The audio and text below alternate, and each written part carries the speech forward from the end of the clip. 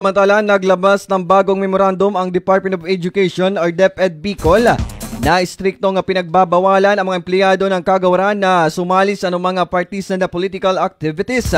Ngayong darating na end of school year rights, ayon kay DepEd Bicol Regional Director Gilbert Sadsad, ang gagawing graduation rights o recognition rights sa mga paaralan ay hindi maaaring gamitin bilang platform sa mga political forums o anumang political activities.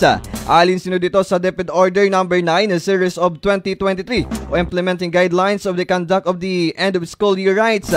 Tiniyak din ng DepEd Bicol na sila ay nakikisa sa advokasiyang sinasagawa ng Commission on Election or COMELEC para maiwasan ang vote buying, vote selling at maling paggamit ng mga resources na nasa ilalim ng COMELEC Resolution No. 11104.